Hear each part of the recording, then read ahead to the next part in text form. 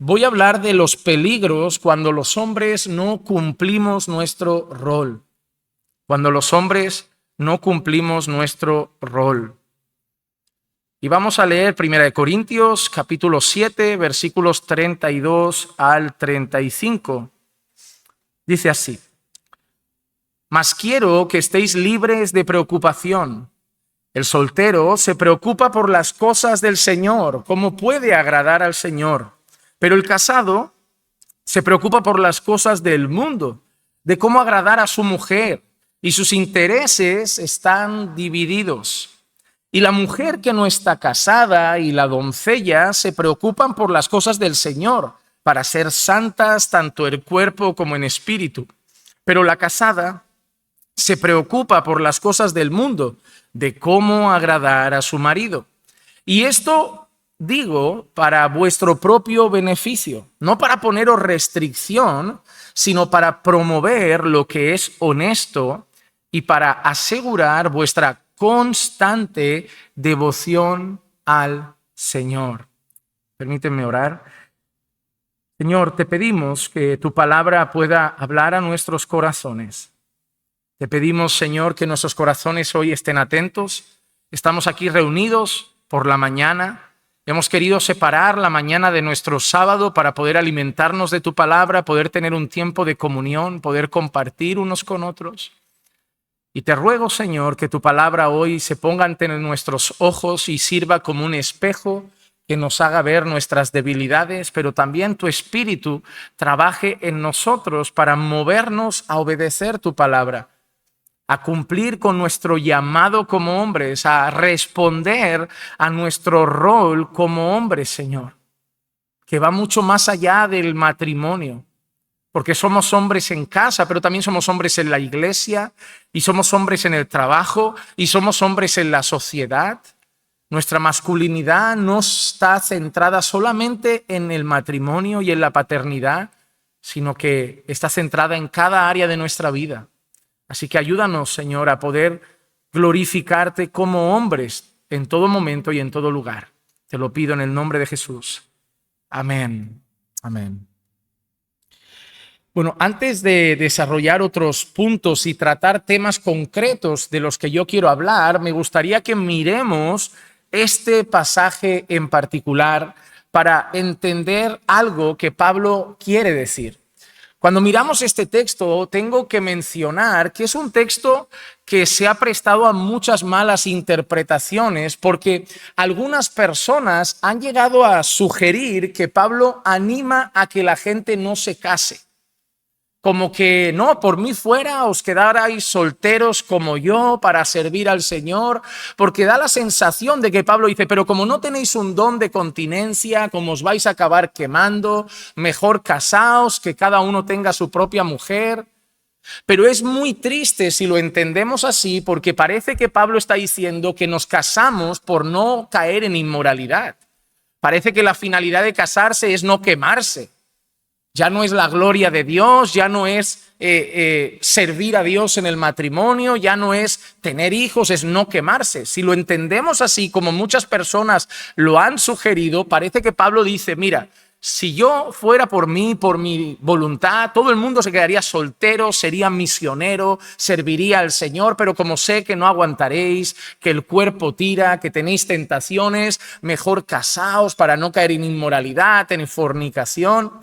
Pero eso es un serio problema, porque un hombre que tiene problemas de inmoralidad soltero es un hombre que va a ser adúltero. Para mí, adúltero no es solo irse con otra mujer, es mirar pornografía, es caer en pecados como la masturbación, es estar mirando a otras mujeres. Jesús lo dijo, ¿no? El que mira a una mujer y la codicia ya adulteró en su corazón. Entonces, una persona inmoral, soltera, no se cura casándose.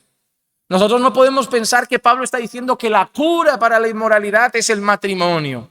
Tenéis problemas, no conseguís controlar vuestra sexualidad, casaos y así estaréis mejor y al menos no pecaréis porque tendréis ahí una mujer a vuestra disposición.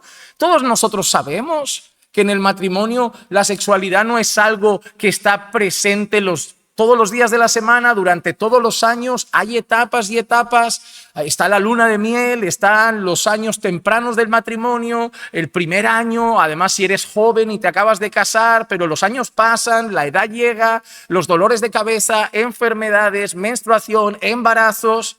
Y hay mucha gente que pasa periodos donde no hay sexualidad. ¿Y qué hacemos entonces? Pues como yo no me puedo controlar, pornografía, una aventura, inmoralidad. No, nosotros tenemos que ser puros solteros y tenemos que ser puros casados. El apóstol Pablo no anima a la gente a no casarse porque Dios bendice la familia. Sería algo contradictorio. Dios ama la familia. Así empieza la creación, empieza con una familia formada por Adán y Eva. Dios bendice la familia, la Escritura está llena de pasajes que muestran el favor de Dios para con la familia. El tema de los hijos, herencia del Señor son los hijos. El Señor anima a tener muchos hijos.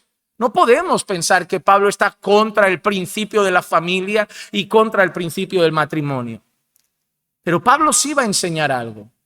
Pablo va a enseñar una cosa fundamental y una cosa que es cierta. No tenemos el mismo tiempo para servir a Dios casados que solteros. Para mí, un soltero que no está aprovechando su tiempo para darse más a Dios, lo está perdiendo.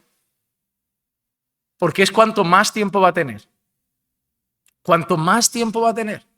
Porque una vez alguien esté casado, el tiempo se va a tener que dividir. Se va a tener que dividir.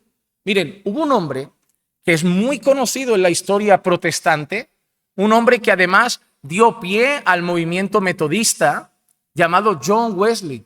Excelente predicador, excelente predicador. Podemos pensar diferente en algún punto doctrinal. Él tenía un amigo muy, muy íntimo llamado George Whitefield y ellos se dividieron por una doctrina. Por el tema de la predestinación pudo con la amistad y dejaron de trabajar juntos, pero se respetaban. Si uno lee cartas y textos, uno hablaba del otro como que son santos hombres de Dios, un hombre muy piadoso. Incluso uno decía, yo quiero que en mi funeral predique él, pero ya no podían servir juntos porque habían doctrinas que los habían separado. Pero John Wesley, a pesar de que hizo hazañas a nivel de predicación, fue reconocido a nivel de teología, fue reconocido en el ámbito espiritual, fracasó en el área más importante de su vida. John Wesley terminó divorciado. Divorciado. Su mujer acabó dejándolo. Hay una historia donde un hermano cuenta que llegó por sorpresa de visita a la casa del pastor John Wesley y encontró a su mujer tirándole de los pelos. John Wesley hablaba también de una manera muy cercana con las hermanas de la congregación, amada hermana, tal y tal, y se dice también que eso traía muchos celos al corazón de su mujer, pero lo que más reclamaba a su mujer era abandono. Y es cierto, John Wesley nunca estaba en casa. Prácticamente iba a comer y a dormir. Pero se había casado. No sabemos por qué. No sabemos cuál era la meta. No sabemos si era presión social. Pero John Wesley se casó. Pero su mujer demandaba que nunca estaba en casa y al final acabaron separados. Y hay un principio en el corazón de John Wesley que muestra lo equivocado que estaba en algo. Una vez John Wesley dijo una frase, porque dentro de su ministerio le empezaban a decir, mira, hay jóvenes predicadores, nuevos predicadores, que nos están diciendo, no puedo viajar porque tengo un compromiso con la familia, no puedo hacer esto porque tengo un compromiso con la familia. Y Wesley, en un momento de enfado, dijo, no tolero, entiendo ni acepto que una persona casada sirva menos al Señor que una persona soltera, pues Dios y su servicio debe ser lo primero. Dios debe ser lo primero. Estoy de acuerdo con Wesley. Pero Wesley estaba sirviendo a Dios o a la iglesia. Porque servir a Dios no es solo lo que hago en la iglesia. Sirvo a Dios como marido, sirvo a Dios como padre, sirvo a Dios en mi trabajo. Pero Wesley entendía que el servicio a Dios se limitaba a la enseñanza y la predicación. Y él no entendía que si un joven soltero predicador predicaba 7 días a la semana, ahora tuviese que predicar 4 porque estaba casado y tenía familia. Y es ahí donde yo voy a mirar el texto de Pablo. Pablo entiende que cuando una persona está casada, los intereses, y esa es la frase de Pablo, los intereses están divididos. Vamos a nuestro texto. Y Pablo lo primero que nos menciona en el versículo 32 son las preocupaciones del soltero. ¿Cuál es la preocupación del soltero creyente? Quiero que estéis libres de preocupación. El soltero se preocupa por las cosas del Señor, de cómo puede agradar al Señor. ¿Cuál es la preocupación del soltero? ¿Cómo puede agradar al Señor?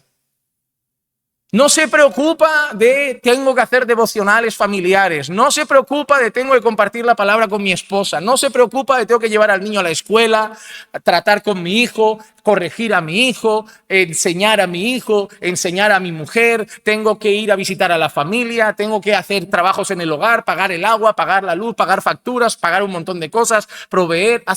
No tiene otra preocupación. Se levanta por la mañana y piensa, ¿qué puedo hacer hoy para el Señor? Si hay una actividad en la iglesia, puedo llegar tarde. No tengo hijos que acostar, no tengo mujer que atender, no tengo familia que decir, no estuve con mi familia, necesito estar con ellos. Pues no me espera nadie, soy soltero. Y Pablo lo define de esa manera. ¿Cuál es la preocupación del soltero? ¿Cómo agradar al Señor? Tengo que reconocer que me apena que para muchos hoy la soltería no es eso. Que para muchos hoy la soltería es la soltería para el mundo. El tiempo de viaja, disfruta, vive, porque luego viene el matrimonio. Y cuidado con no tener una visión mundana de la soltería. Nos casamos para la gloria de Dios y somos solteros para la gloria de Dios. Ah, pastor, estoy teniendo ganas a lo mejor de hacer misiones. Estás soltero, ve, viaja. Si no vas a nada, un año, prueba, vuelve. Pero cuando estés casado no puedes ya. No puedes ya a lo mejor hacer esas cosas. Ya no puedes ir y volver, irte con una mochila a Tailandia a predicar el evangelio, porque detrás van niños y una mujer y no puedes llevarte a una familia de un lado para otro. Entiendo que es familias misioneras, pero la mayoría de casos, muchos misioneros a lo largo de la historia han sido solteros.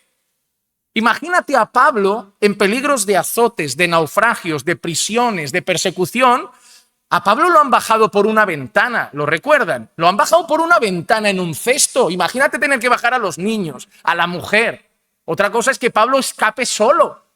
Pero imagínate tener que huir mirando atrás mi hijo. Ahora capturan a mi hijo, ahora me hacen chantaje con... Los misioneros a lo largo de la historia, muchos han sido solteros. Porque muchos perdían su vida. Muchos sufrían. La mente del soltero cristiano tiene que ser, ¿qué puedo hacer hoy para el Señor? Aunque tengan trabajo, lo único que tienen que hacer es trabajar y luego nadie tienen a su cuidado. Nadie tienen que atender. Tienen a veces toda la tarde libre y para mí es patético. Cuando un joven soltero cristiano la tarde libre es fútbol y juegos y salir. Digo, ¿y Dios? ¿Dónde queda Dios? Y tele, y redes, e internet. Y Dios, es ahora el momento. Es ahora el momento. Yo me casé recién conociendo al Señor, poco después de conocer al Señor. Y yo veo este texto y digo, wow, si yo hubiera tenido 3, 4 años antes de conocer a Clicia, ya siendo creyente, a mí que amo las cosas de Dios, que amo enseñar, que amo predicar, que amo congregar, yo estaba en todo. Vigilia voy, culto voy, estudio voy, yo estaba en todo. Yo creo que pasaría desde la mañana hasta la tarde, todos los días que pudiera, con hermanos y en la iglesia. Porque no tendría otra preocupación. Obviamente ahora estoy casado, estoy sirviendo aquí como muchos de vosotros estáis aquí y pensando en cuanto acabe tengo que ir porque durante la semana trabajé y ya tengo que estar con mis hijos y salir con mi mujer un rato porque no estuve con ella. Pero los solteros pueden quedarse y se van a quedar a limpiar porque ellos no tienen otra cosa que hacer. Y los solteros pueden limpiar hoy para la gloria de Dios porque no tienen otra cosa que hacer esta tarde. Pero ¿es cierto o no? Y debería ser un gozo para ellos. Déjalos, tienen que atender hijos, tienen que atender a su mujer, tienen que atender familia. ¿Qué tenemos que hacer nosotros? Vamos a limpiar, ¿qué nos cuesta? Ahí los solteros salen corriendo porque no, vamos al fútbol. Ah, no, hombre, es vergonzoso. Tienes todo el tiempo para darte al Señor. Y esa es la imagen de la juventud de este tiempo, una juventud dada al placer, a la diversión. Hermanos, a mí hay una cosa que me gusta de Jesús y de Pablo y de Pedro, que nunca presentan la vida divertida, sino responsable. La vida tiene muchas responsabilidades. Mira, la vida no es divertida. La vida tiene momentos de diversión, pero no es divertida. Eso es un circo, no la vida. La vida está llena de responsabilidad y tiene momentos de diversión, momentos de descanso, momentos de distraerse, pero la gran mayoría del tiempo es responsabilidades. Por eso los jóvenes que no han madurado no se pueden casar. Por eso la Biblia dice, dejará el hombre a su padre y a su madre y se unirá a su mujer. No dice, dejará el niño. Tiene que ser un hombre responsable. Porque no hay nada peor para una mujer que casarse con un niño. Porque ella se casa y de repente es madre de alguien de 30 años. Y es triste tener que cuidar a un adulto de 30 años que debería cuidarte a ti. Así que primero Pablo habla de las preocupaciones del soltero y cuáles son, cómo agradar al Señor. Pero ahora Pablo sigue hablando de las preocupaciones del casado. Dice, pero el casado se preocupa por las cosas del mundo, de cómo agradar a su mujer y sus intereses están divididos.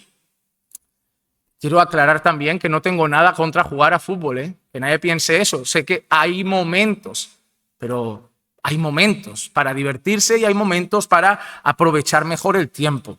Hablo de dar nuestro tiempo completo, es como las redes, hay momentos para una película, hay momentos para ver algo en YouTube, hay momentos para ver algo en Facebook, hay momentos pero hay momentos, no sumergirnos, eso no puede ser nuestra vida.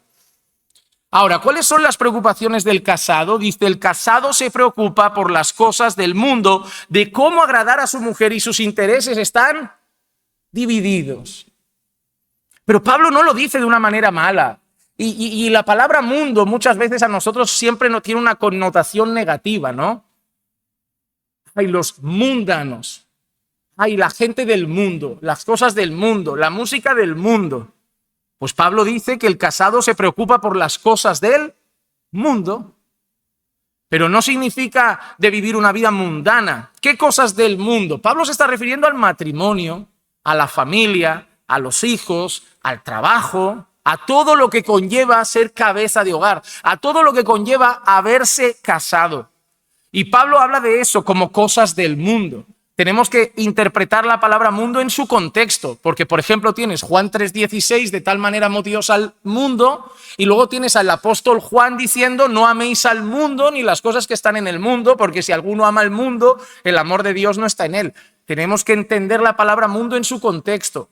En este contexto, Pablo no está diciendo que el casado se ocupa de cosas impías, pecaminosas. Pablo está hablando de cosas usuales, como el matrimonio, la familia, el trabajo, los hijos. Pero eso provoca que el casado tenga sus intereses divididos. Por ejemplo, hermanos hoy escriben y me dicen, pastor, hoy no puedo ir porque tengo un compromiso con la familia. ¿Le gustaría estar? Seguro. Algunos no, pero yo sé que la mayoría que me han escrito sí, los conozco. Otro me ha dicho, pastor, tengo que trabajar. ¿Querrías estar? Seguro, me encantaría, pero no he podido cambiar el día de trabajo. Tengo que atender ese tema familiar, un niño. ¿Cuántas veces me escribe alguien un martes antes de llegar? No puedo, el niño se puso enfermo, estoy en el hospital. ¿Querría estar? Querría.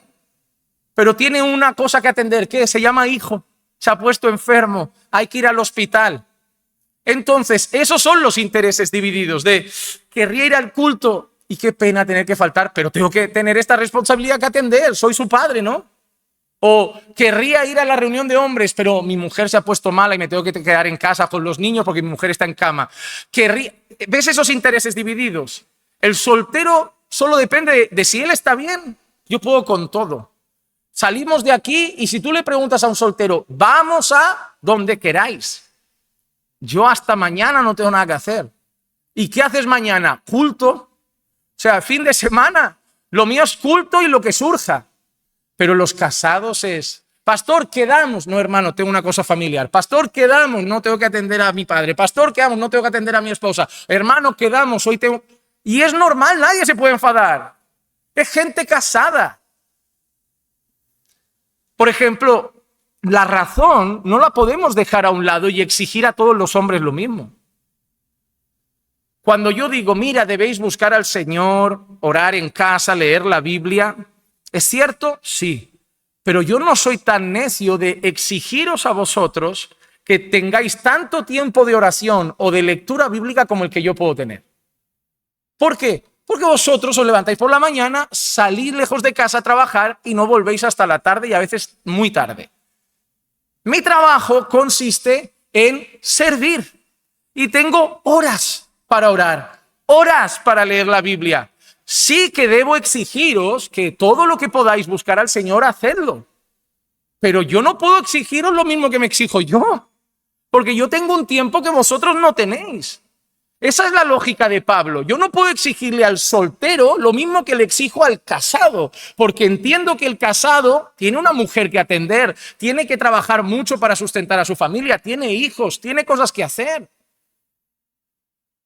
Y al soltero sí se le puede apretar un poco, tiene más tiempo, no tiene responsabilidades en casa.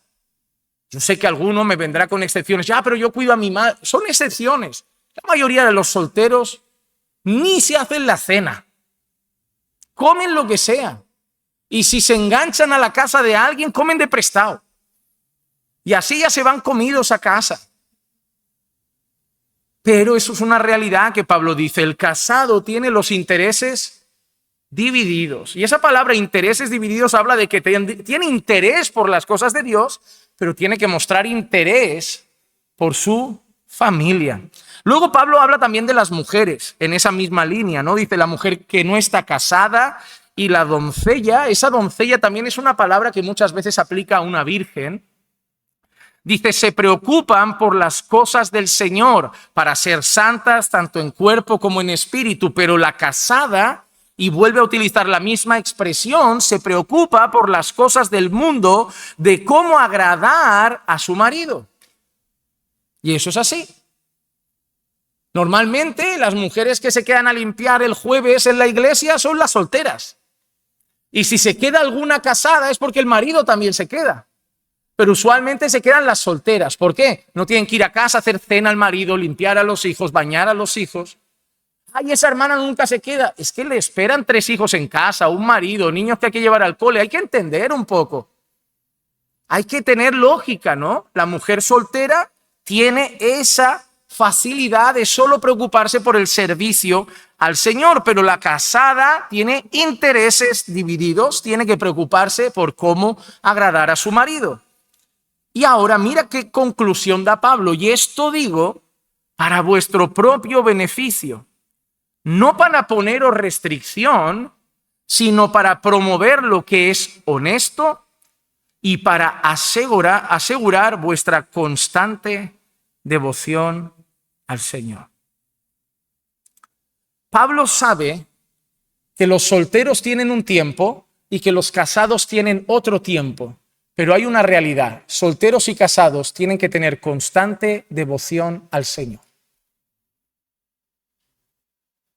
dentro de sus posibilidades, pero solteros y casados tienen que tener constante devoción al Señor.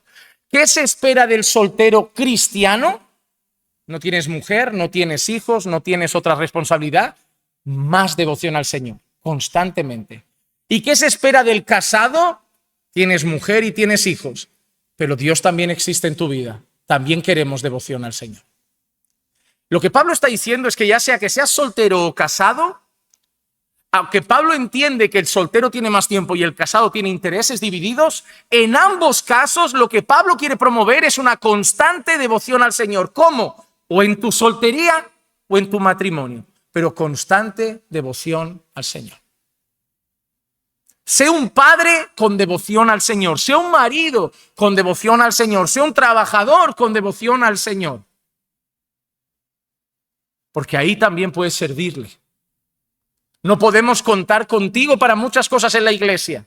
No podemos contar contigo para las misiones. No podemos contar... Pero se puede contar contigo para ser luz en el trabajo, se puede contar contigo para ser un padre bíblico, se puede contar contigo para ser un esposo bíblico, se puede contar contigo para otras cosas. Pero lo que sí que tenemos que tener claro es que ya seas solteros o casados, lo que se busca de nosotros es devoción al Señor. Una entrega constante, una búsqueda constante, tener la meta constantemente de servir al Señor en mi soltería o servir al Señor en mi matrimonio con más o menos tiempo, pero Dios debe estar presente. Un marido a lo mejor no tiene el mismo tiempo que un soltero para hacer vida devocional, pero debe hacer vida devocional. Cuando ya llega al punto de no oro, no leo la Biblia, hay un problema. El soltero tiene mucho tiempo, tú tienes poco tiempo, pero ese tiempo úsalo para el Señor. Dios sabe y Dios entiende, es lo que Pablo dice, que tienes intereses divididos, tienes trabajo, tienes mujer y tienes hijos, pero tiene que haber devoción al Señor. No tendrás tiempo para tele, ni para teléfono, ni para otras cosas, porque ese tiempo tendrá que ser para el Señor. Sí, el joven tiene tiempo para el Señor, para un poco de tele, para salir. Tú te has casado. Pero tienes que tener devoción al Señor. Tienes que tener devoción al Señor. Ahora, cuando llegamos a mirar los hombres de hoy, tristemente, los hombres somos más débiles que antes. Cuando yo escucho casos que me cuentan a mí o mi propia experiencia, siento que los hombres de hoy nos agobiamos por cosas que nuestros abuelos no se habrían agobiado. Somos una generación que diríamos se ahoga en un vaso de agua. Incluso padres de hoy. Yo veo a padres que tienen hijos de 5 años, 6 años y decir, no aguanto más. Digo, mide 1 metro y no aguanto más. O sea, eso nunca lo habría dicho mi abuelo, ni mi padre tampoco. No aguanto más. Si yo decía, mi padre ya, ni me rechistes. Sí, señor. A usted no se le contesta. Ya, pero como hoy es un debate, no me hables así. Pues no, llegan al límite, no aguantan. Han perdido autoridad, hemos perdido fuerza, hemos perdido hombría. Y hemos salido de nuestros lugares. Y ha empezado a haber decadencia en las familias, decadencia en el matrimonio, decadencia en la sociedad, decadencia en la iglesia. Porque los hombres hemos abandonado nuestro lugar. Hemos abandonado nuestro lugar. Nos hemos escondido detrás de una generación que nos ha dicho que somos débiles. Y lo somos. Que no podemos con todo. Y es cierto. Pero somos hombres. ¿Tú crees que nuestros abuelos no eran débiles? Lo eran. ¿Tú crees que nuestros abuelos podían con todo? No. Pero hacían de tripas corazón para seguir adelante y cumplir con sus deberes. Era la generación que no lloraba, era la generación que no protestaba, era la generación que no se quejaba, era la generación que madrugaba, era la generación que llegaba tarde, la generación que apenas dormía, la generación que trabajaba arduamente para cumplir con su trabajo, con su esposa, con sus 10 hijos, no 12, no 1, no 2, no 3, con sus 10 hijos, con sus 8 hijos, con sus 7 hijos, algunos en tiempos de posguerra, comiendo patatas, una generación más masculina que nosotros. Te digo una cosa, hablaban como hombres, se vestían como hombres, se portaban como hombres, reaccionaban como hombres, enfrentaban los problemas como hombres, trataban a sus hijos como hombres, trataban a su esposa como hombres, vivían en la sociedad como hombres. Y sí, había pecado, había machismo, había cosas, eso no se quita, pero había hombría. Y nosotros debemos recuperar hombría, pero ser piadosos, santos, pero hombría sí. Yo quiero que veamos algunos casos donde los hombres no actúan como hombres y las consecuencias que puede traer eso. Voy a hablar primero de un hombre horrible, un hombre llamado Acab, un rey que en una ocasión se porta como un niño. Mira lo que dice Primera de Reyes, capítulo 21, versículos 1 al 4. Y sucedió que después de estas cosas, Nabot de Jezreel tenía una viña que estaba en Jezreel junto al palacio de Acab, rey de Samaria. Y Acab habló a Nabot diciendo: dame tu viña para que me sirva de huerta para hortaliza, porque está cerca al lado de mi casa, y yo te daré en su lugar una viña mejor, si prefieres, te daré su precio por dinero. Pero Nabot le dijo a Acab: no permita el Señor que te dé la herencia de mis padres. Acab entonces, y escucha ahora la expresión, Acab entonces se fue a su casa disgustado y molesto a causa de la palabra que Nabot de Jezreel le había dicho, pues dijo: no te daré la herencia de mis padres. Y se acostó en su cama, volvió su rostro y no comió. Entiendo que por ser como era Acab, orgulloso, prepotente, y el rey, se fuera enfadado. Entiendo que se fuera molesto.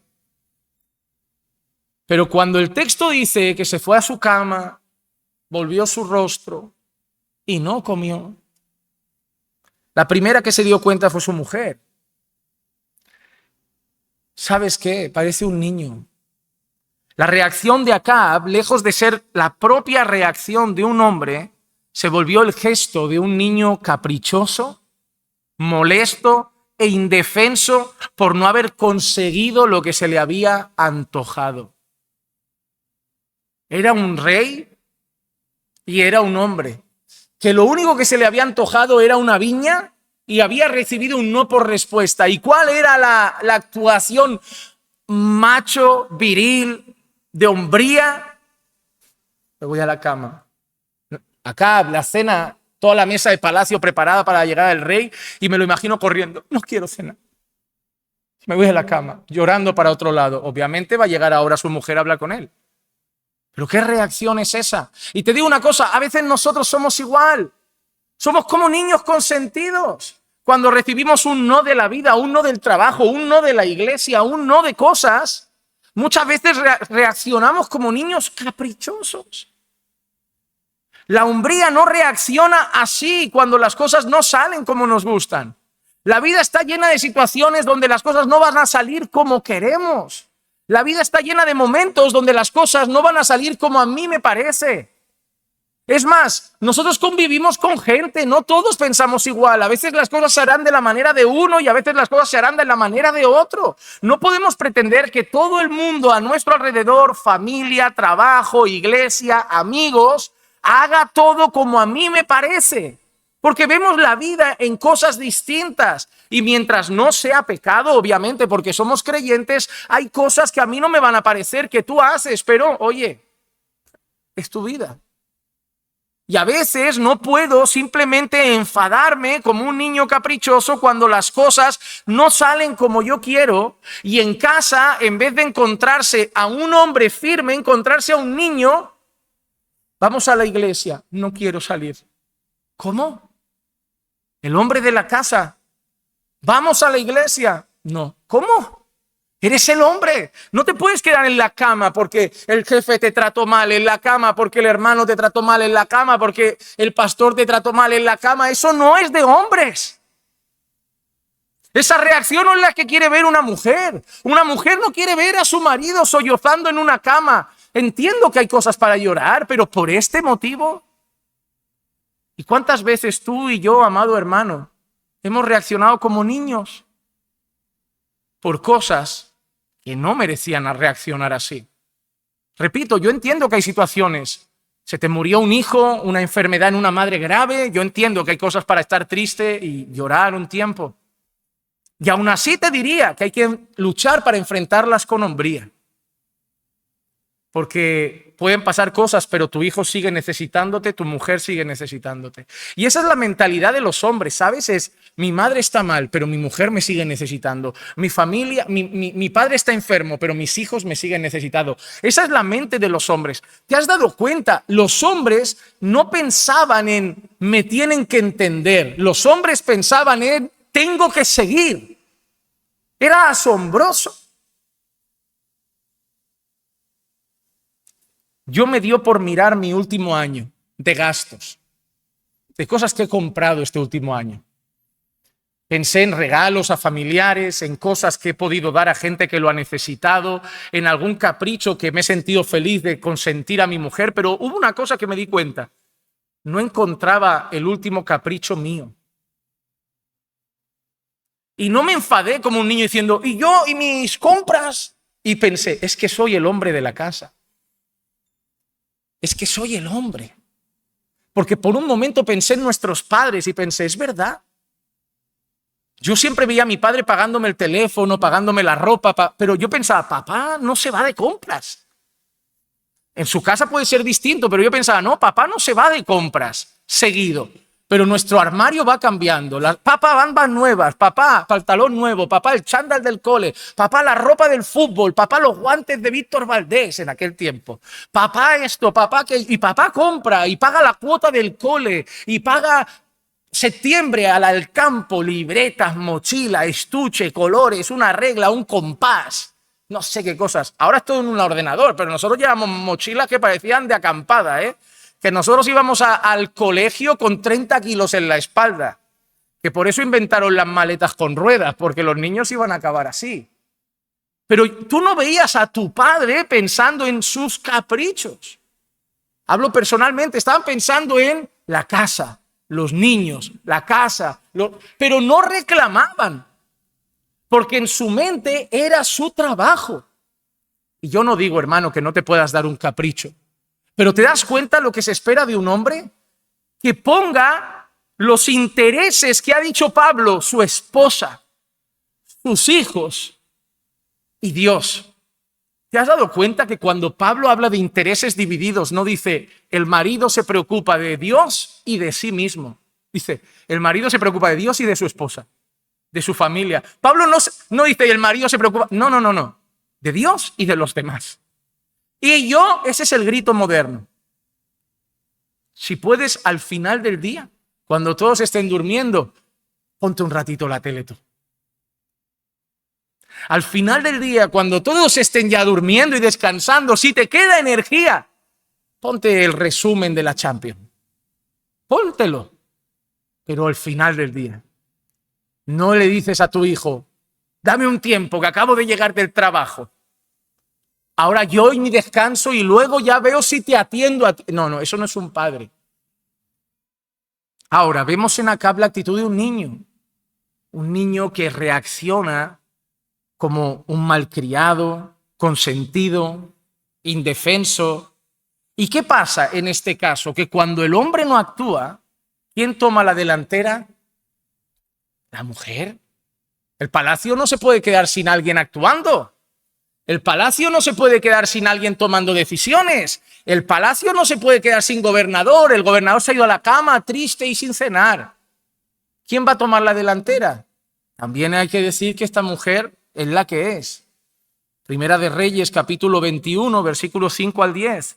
Pero Jezabel, su mujer, se acercó a él y le dijo, ¿por qué está tu espíritu tan decaído que no comes? ¿Recuerdan por qué era? No le habían querido vender una viña, ¿eh? No se le habían muerto 40 hijos, no tenía la lepra, no le habían querido vender una viña. Eso es lo que hace un niño. Un niño da pataletas por cosas como, no me han vendido una viña, papá no me compró un regalo, papá no me compró un helado, papá no me dio esto. Los hombres no deberían ser así, pero mira qué va a pasar. Entonces él le respondió, porque le hablé a Nabot de Jezreel y le dije, dame tu viña por dinero, o si prefieres te daré una viña en su lugar. Pero él dijo, no te daré mi viña. Su mujer Jezabel le dijo, ¿no reinas ahora sobre Israel? Levántate, come y alégrese tu corazón.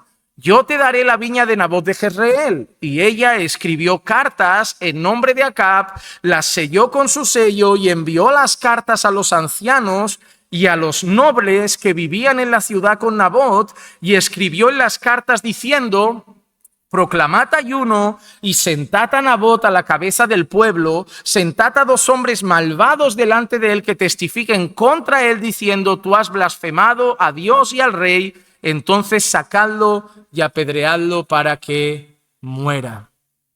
Y es lo que pasó. Este hombre acaba muerto por las artimañas de una mujer perversa que tomó la delantera porque su marido estaba triste y durmiendo de capa caída en su cama. Un rey sin temor de Dios, un hombre pasivo ante las decisiones, que solamente dio lugar al pecado en palacio y al gobierno de una esposa que tomó la iniciativa en todas las decisiones. ¿Saben que escucho muchas veces cuando pregunto sobre el tema de las pastoras? Yo enseño a muchas personas el tema de: mira, eso no es bíblico, eso no es correcto. ¿Saben qué me dice muchas veces? Es que los hombres no se levantan. Y yo sé 2 cosas. Sé, 1, que eso no es excusa. Que yo no puedo decir: como no se levantan los hombres, voy a hacer algo antibíblico como ponerme a pastorear yo, que soy mujer. Pero 2, que es cierto también, que los hombres no se levantan. Que los hombres no se levantan. ¿Saben por qué cada vez está más difícil encontrar otro pastor? ¿Y saben por qué en muchas iglesias se va bajando el listón? Porque cada vez encontramos menos que cumplan con lo que debe ser un pastor. Cuando hay reuniones de hombres y cuando hay reuniones de mujeres, miren la asistencia. Cuando el jueves tenemos el tiempo de oración antes del culto, miren la asistencia. Si hay ayuno un sábado, miren la asistencia, y que nadie ose decirme: porque los hombres trabajan más. Saben que no es por eso.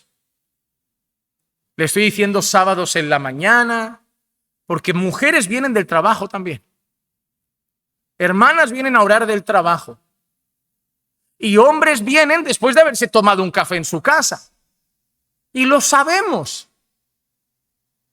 Pero los cargos queremos que los demos a los hombres. Y buscamos entre los hombres. Pero no están tan disponibles. Y claro, no se los vamos a dar a quien no se lo debemos dar a la luz de la palabra. Pero es un llamado urgente. Los hombres que no toman su lugar van promoviendo que el corazón de muchas mujeres tome el lugar que no les corresponde. ¿Saben lo que más tenemos en ese despacho? Mujeres diciendo y preguntándoles, porque últimamente lo pregunto con franqueza: ¿quién lee la Biblia con los niños en casa? Y la mayoría de veces la mujer me dice: yo. ¿Quién ora con los niños en casa? Y la mayoría de veces la mujer me dice: yo. ¿Hacéis culto en casa? La mayoría de veces la mujer me dice: no. ¿Tu marido hace algo espiritual en casa? La mayoría de veces la mujer me dice: no. Ahora, ¿quién está edificando espiritualmente esos hijos? La mujer. ¿Quién está siendo el sacerdote de esa casa? La mujer. Ella no debería estar haciendo eso, pero no puede dejar que sus hijos no tengan culto, no puede dejar que sus hijos no tengan Biblia, no puede dejar que sus hijos no tengan oración, no puede dejar que su casa no tenga vida devocional. Debería estar el sacerdote, pero ¿qué le toca a ella? ¿Quién enseñó a Timoteo las Escrituras? ¿Quién fue? Su madre y su abuela, ¿no? Pero yo ahí lo entiendo. ¿Por qué lo entiendo? Porque el padre de Timoteo era griego. No era creyente, no era temeroso de Dios, no conocía la palabra. Ahí lo entiendo. Lo que a mí me sorprende es cuando me dicen que el padre es creyente y que se porta como el padre de Timoteo, como si no lo fuera en casa. Papá es tele, más tele, más tele, más tele, más salir y tele, más salir y tele. ¿Cuántos de nosotros no hemos provocado que nuestras mujeres tengan que tener roles que no le corresponden? Y luego nos quejamos que tenemos mujeres autoritarias. Que yo no justifico su pecado, pero también les ponemos facilidades. Porque una de las maneras de, pastor, ¿y si mi mujer es autoritaria? Para mí hay que tratarlo de dos formas. Una, Biblia. Hay que enseñarle su lugar. Y dos, tú tomando tu autoridad. Porque toda casa necesita guía. Toda familia necesita guía. Y si tú no tomas tu autoridad, le estás haciendo de tropiezo a esa mujer que, hermano, es cierto. Hay mujeres que su corazón pide mandar, ser autoritarias. Pero ellas en el fondo, si son creyentes, van a querer luchar para no hacerlo. Debemos ayudarles. ¿Cómo? No dejándoles territorio para que lo sean, haciendo nuestro papel. Diciéndole, tú no tienes que hacer eso, lo hago yo. Tú no tienes que hacer eso, lo hago yo. Es mi responsabilidad. Pero claro, a ella le va muy bien cuando dice, si tú no lo haces, alguien lo tendrá que hacer. Si tú no lo corriges, alguien lo tendrá que corregir. Si tú no decides, alguien tendrá que decidir. Cuando los hombres omitimos nuestro rol y nuestra responsabilidad como el rey Acab, damos lugar a que una mujer tome el lugar que no le corresponde. Y empieza a haber pecado en palacio, y empieza a haber pecado en nuestras casas. Ese es el peligro, amados hermanos, de nosotros no ocupar nuestro puesto, de no ocupar nuestro lugar. Para mí el caso más claro es cuando vemos a Adán, al que yo llamo la cabeza ausente. En Génesis 3:6, yo no sé si se percatan de este detalle. Cuando la mujer vio que el árbol era bueno para comer y que era agradable a los ojos y que el árbol era deseable para alcanzar sabiduría, tomó de su fruto y dio también a su marido que estaba con ella y él comió. O sea, la mujer ha estado hablando con Satanás, una mujer conversando con Satanás, siendo tentada, cediendo a la tentación, y al lado de ella un marido que accede también a pecar. Es decir, vemos a Eva hablando con Satanás, vemos a Eva hablando con la serpiente, vemos a Eva siendo tentada, vemos a Eva cayendo en la tentación y dice que su marido estaba con ella.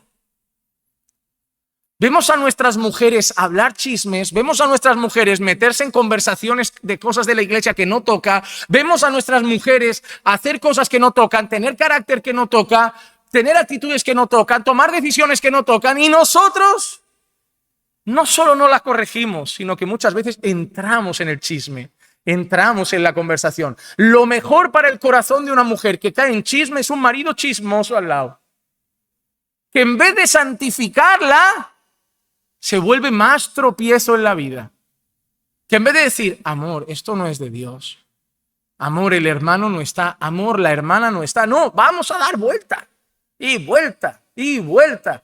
Porque repito lo que ya dije una vez. Chisme dentro del matrimonio sigue siendo chisme.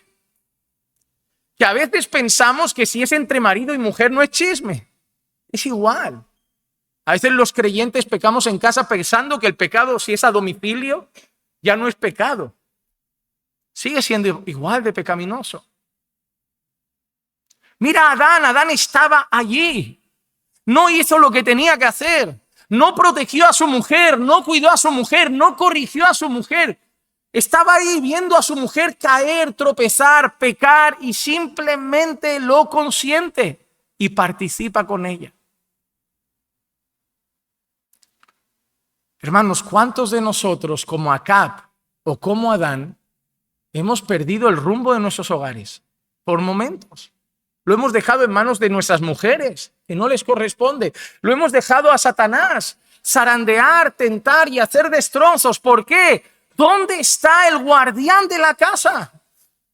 ¿Dónde está el que protege la santidad del hogar? ¿Dónde está el Josué que dice, yo y mi casa serviremos al Señor? ¿Dónde está el Jacob que dice, fuera los ídolos de nuestra casa? ¿Dónde está el hombre?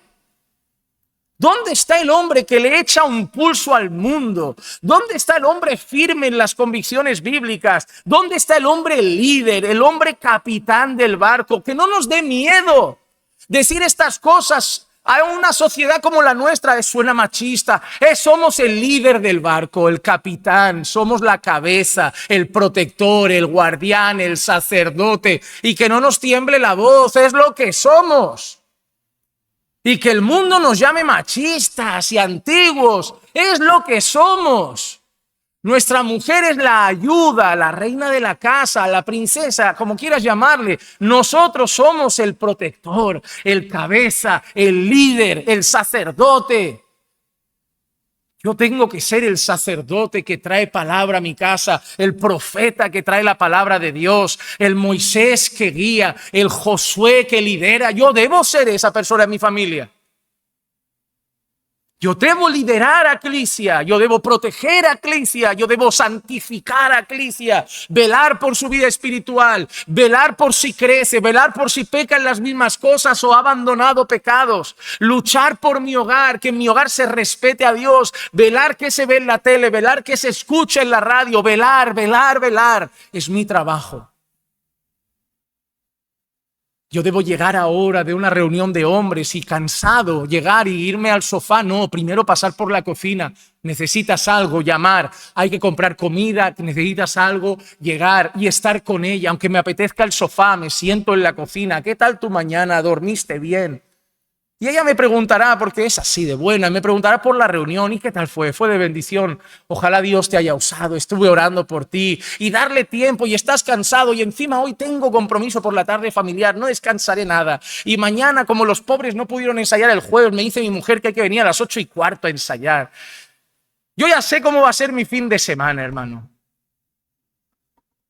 Pero ¿sabes qué? Me gozo cuando la veo feliz, me gozo cuando veo a mis hermanos, me gozo de estar con vosotros, me gozo de cumplir con mis responsabilidades. Te digo una cosa, y yo no sé si os pasa, llego a la noche, me tumbo, pero miro al cielo con conciencia en paz y digo, Señor, dentro de mi torpeza lo di todo, lo di todo, sígueme ayudando mañana, que me parece que es mi día libre y nadie lo ha entendido, pero ayúdame.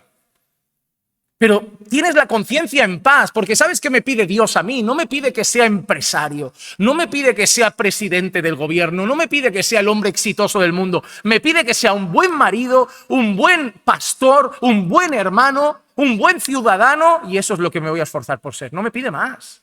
Y yo no me voy a pedir cosas que Dios no me pide, porque el mundo me diga que tengo que conquistar Roma.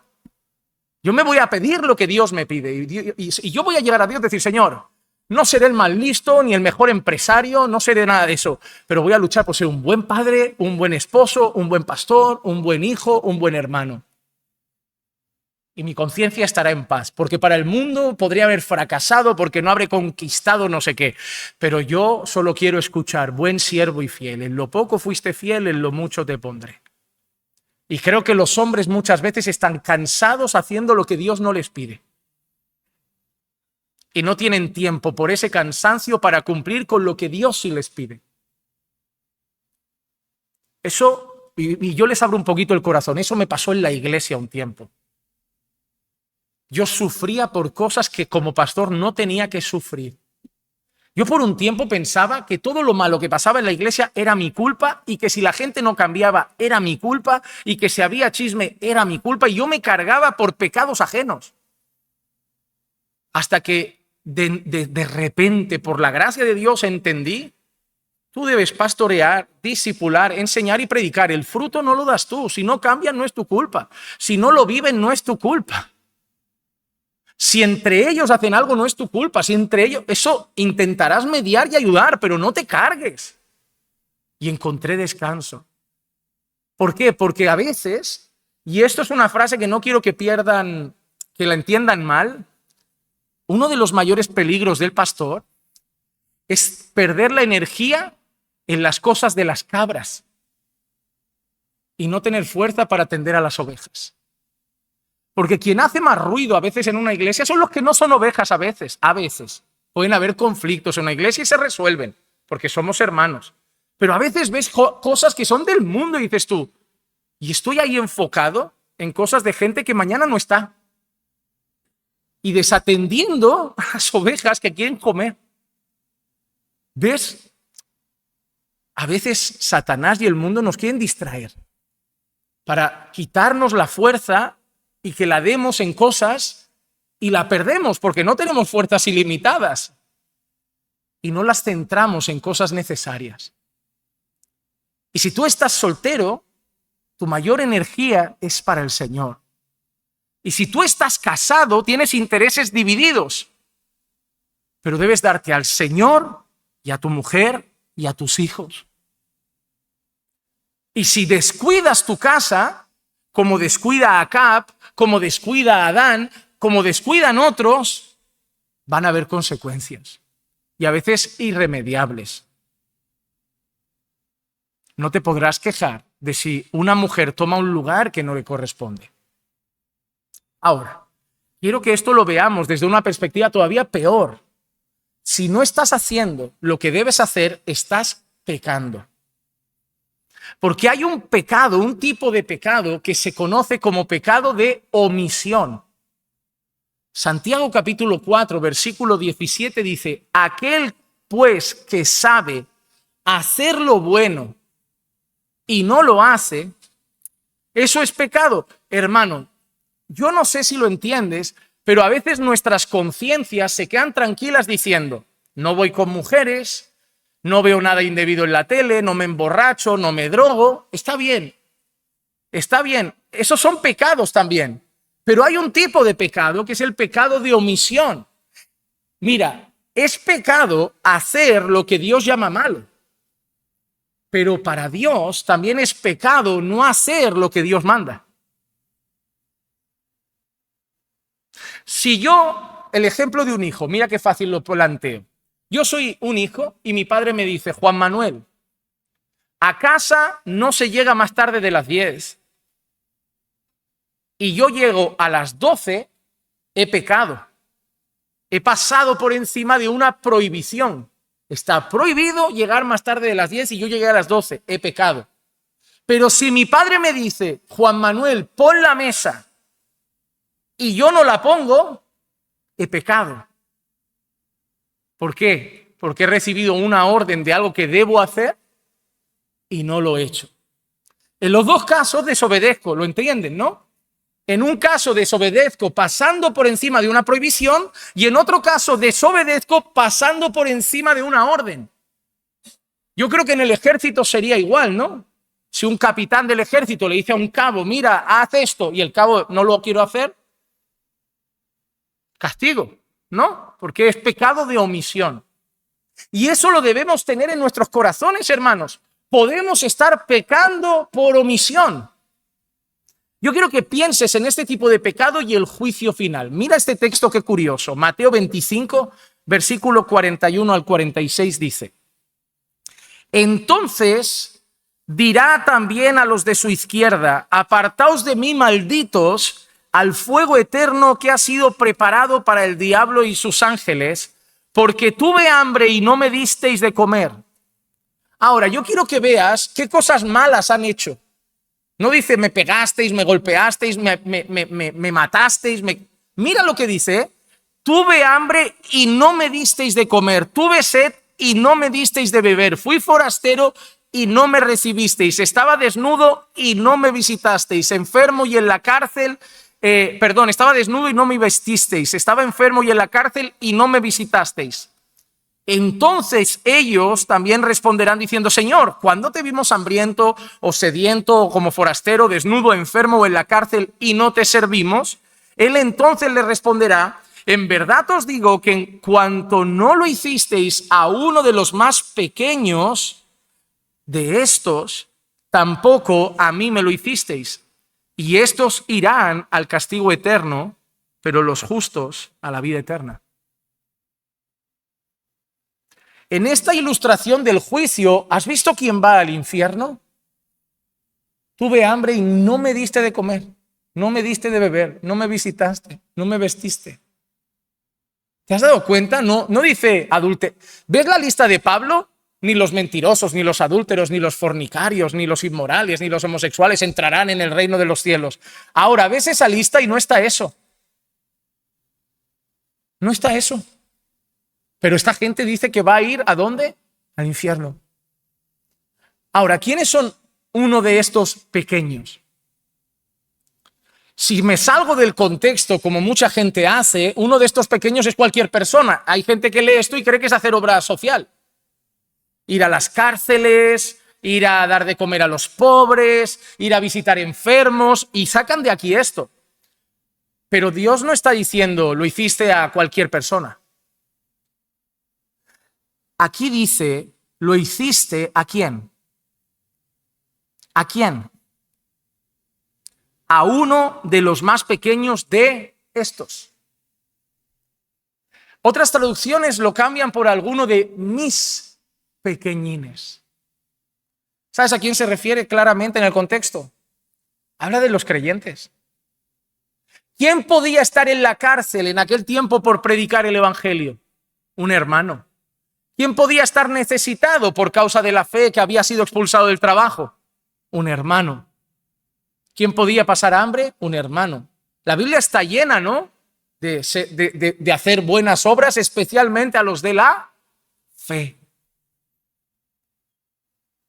En pocas palabras, lo que Jesús está diciendo es que no había amor al prójimo.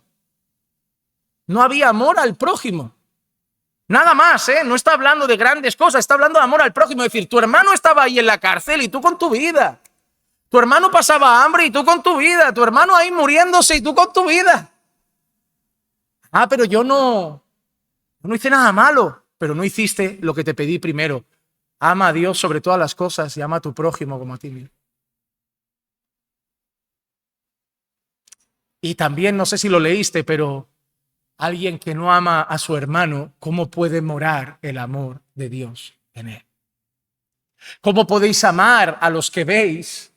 Perdón, ¿cómo podéis no amar a los que veis y decir que amáis a aquel que no veis? Hermanos, son pecados de omisión. Ahora déjame recordarte, para que tú veas si estás pecando de omisión, de una manera muy rápida, ya llegando a la conclusión, déjame recordarte 3 obligaciones, mandatos que tienes como hombre. En primer lugar, tienes un mandato, una orden positiva como esposo. La conoces bien, Efesios 5, 25 al 27. Maridos, amad a vuestras mujeres, así como Cristo amó a la iglesia y se dio a sí mismo por ella, para santificarla, habiéndola purificado por el lavamiento del agua de la palabra, a fin de presentársela a sí mismo, una iglesia en toda su gloria, sin que tenga mancha, ni arruga, ni cosa semejante, sino que fuera santa e inmaculada. Déjame que te lo explique. Si no estás amando a tu esposa como Cristo amó a la iglesia, pecado. Si no estás santificando a tu esposa, pecado. Y hermano, no quiero ser suave porque para mí es grave, es pecado. No podemos seguir diciendo, bueno, lo he descuidado. Estás pecando. A veces nuestra conciencia está tranquila porque ya no vamos a las mujeres y al vicio y a la bebida y a la droga, pero estamos pecando porque no estamos haciendo lo malo, pero tampoco estamos haciendo nada cristiano. ¿Sabes lo que parece? Que nos hemos vuelto mundanos con una mejor moral, pero no creyentes, porque el creyente vive para la gloria de Dios. Si no estás santificando a tu esposa, lavándola con la palabra, amándola como Cristo, estás pecando por omisión. Segunda orden que te ha dado Dios, de esta yo me he librado, una orden para los padres. Porque son bendiciones, hermano, pero cada una trae más responsabilidad. ¿Te das cuenta? Ay, tengo mujer, tengo una. Ahora tengo mujer y hijos, tengo 2. Y trabajo, tengo 3. Y soy pastor, 4. Y soy... Por eso Pablo dice, solteros estaba bien también, ¿eh? O sea, solamente el Señor. Porque el soltero está aquí diciendo, yo con lo de la mujer no tengo culpa, ni con lo de los hijos tengo culpa. ¿Quién está sufriendo más con este mensaje? El casado. Que esto no quita responsabilidad. Porque si el soltero tampoco está haciendo lo que Dios pide que haga con su tiempo, también está pecando por omisión. Pero, ¿qué le dice a los padres? Efesios capítulo 6, versículo 4. Y vosotros, padres, no provoquéis a ira a vuestros hijos, sino criadlos en la disciplina e instrucción del Señor. Hermano, si tú no estás cumpliendo con Deuteronomio, enseñando la palabra a tus hijos en los postes de tu casa, cuando te levantas, cuando te acuestas, por el camino. Si no estás criando a tus hijos en la disciplina e instrucción del Señor, estás pecando. Pero repito, ¿cuántos de nosotros, y yo quiero que hoy el Señor toque tu conciencia, de verdad, se lo pido a Dios porque yo no puedo, siempre me toca ser el malo, pero lo hago porque te amo, ¿eh? Un día lo entenderéis, que todo esto es por amor. Como vuestros hijos que os tienen rabia y sabéis que es por amor, pues lo mismo me pasa con vosotros. Pero yo quiero que entiendas que tú no le puedes decir a Dios, Señor, no le pegué, no le hice, ya, pero lo bueno tampoco lo hiciste. Está bien, no tengo nada malo que recriminarte de no has pegado a tu mujer, no la has traicionado, no te has ido con otro, pero no le has hecho lo cristiano, es decir, no la has santificado, no la has lavado, no la has pastoreado. Cuando tu mujer necesita un consejo, va a las hermanas de la iglesia. Y te digo una cosa, me encanta que las hermanas tengan amistad, pero no me parece prudente que una mujer necesite todo que se lo guíe una hermana, cuando debería tener un marido. Yo cuando veo una mujer casada yendo a las hermanas siempre, estoy mal espiritualmente, me pregunto, ¿y el marido dónde queda en esta historia?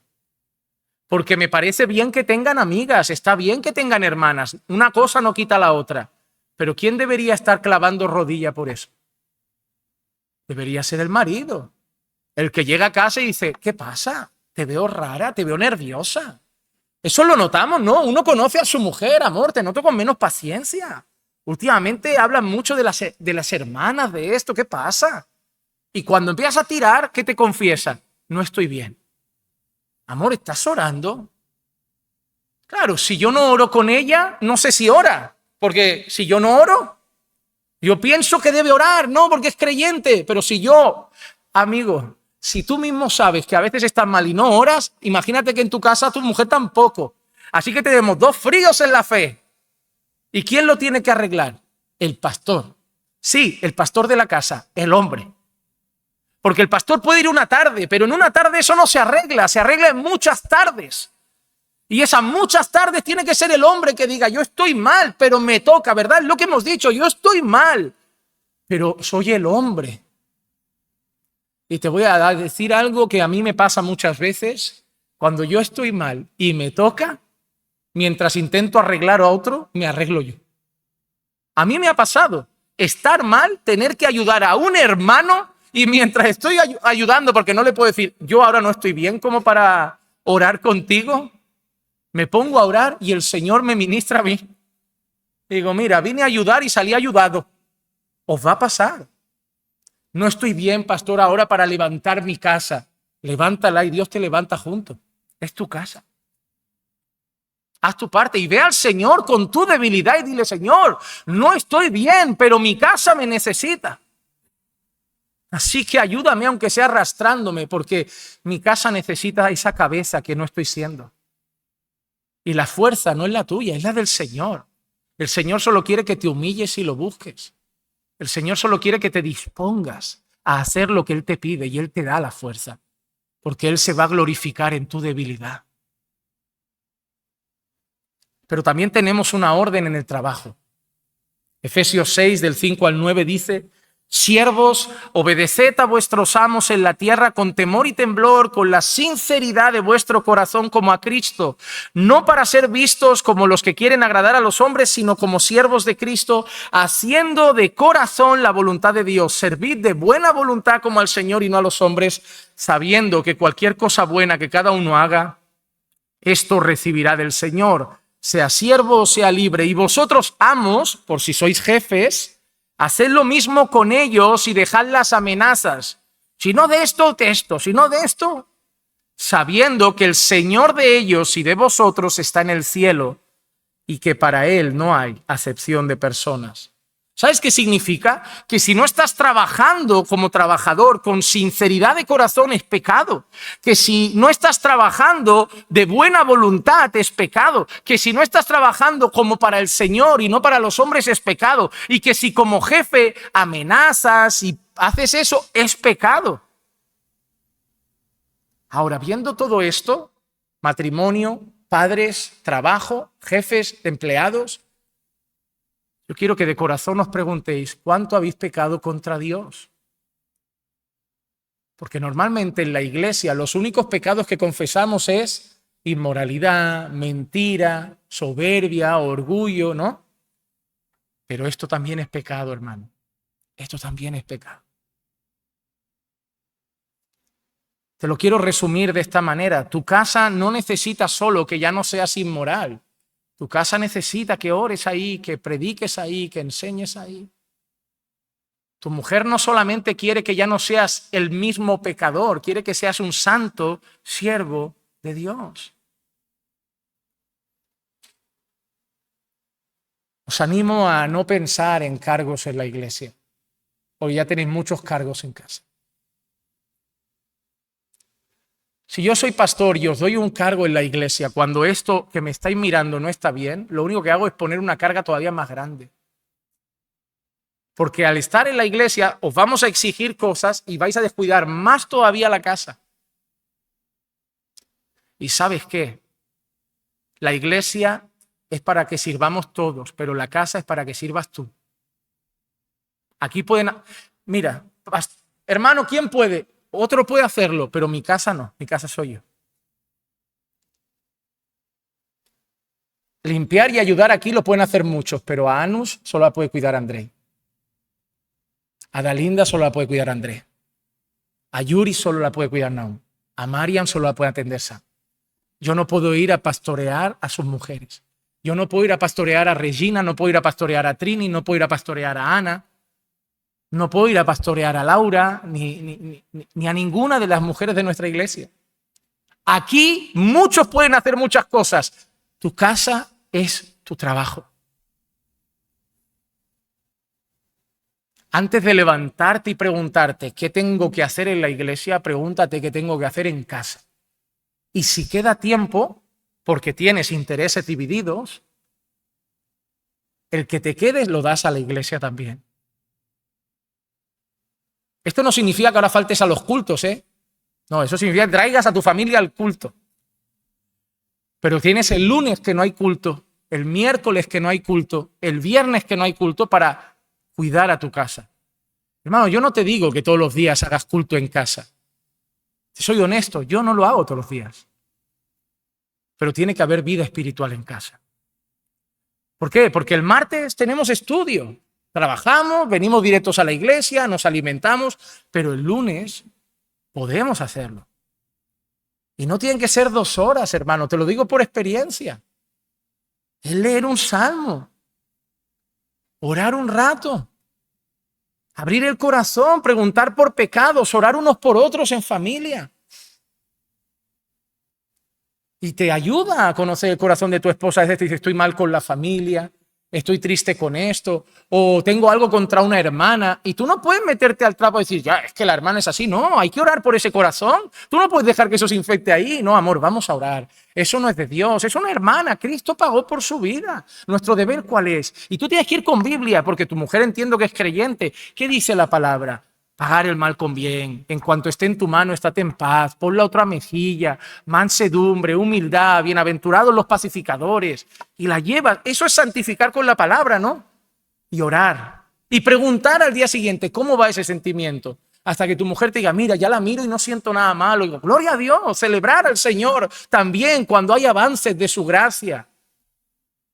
Hermano, ese es nuestro trabajo. Ese es nuestro trabajo.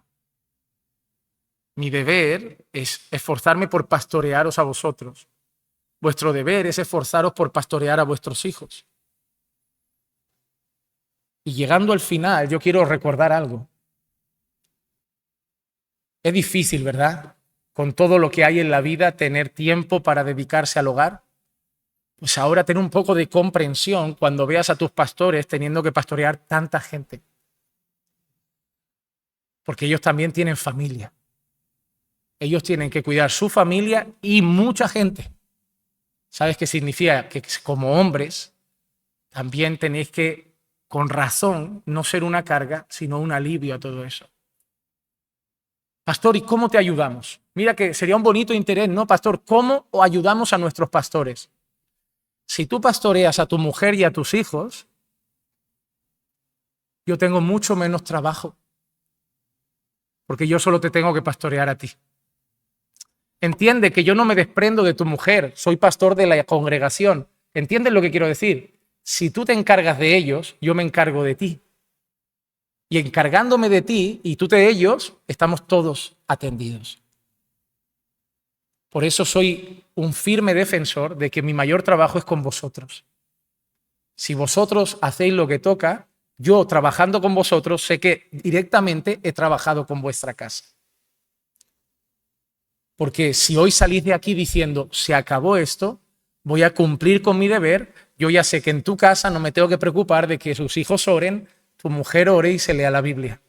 Yo solo me tengo que preocupar de que tú lo estés haciendo. Por eso quiero dar mi tiempo sobre todo a vosotros y en lo que pueda ayudaros. Pero os animo a ser hombres y no pecar por omisión, dejando de lado nuestras responsabilidades.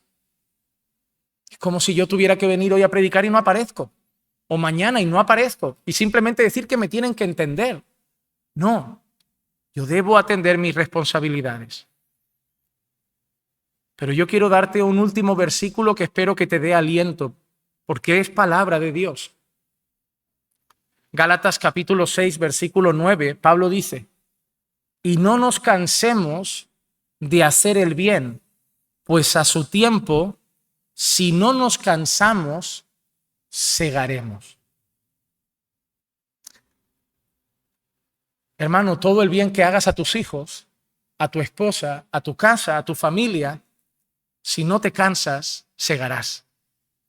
Pero me gusta esa expresión, si no nos cansamos. ¿Sabes qué significa? Que muchos empiezan y paran, empiezan y paran, empiezan y paran. Y Pablo no está diciendo que así habrá cosecha. Es como yo con el deporte. Tú eres deportista y yo te diré, a ratos sí. Yo ya me he matriculado 3 veces en el gimnasio. Ya cuando voy, mira, la primera vez que fui al gimnasio, el entrenador de gimnasio me hizo una ficha me pesó, me midió, me dio una rutina. Ya la tercera vez que me matriculé me dice, no hacemos esto, ¿no? Digo, no. Ya me sé la rutina, vuelta a lo mismo. La inconstancia no da fruto.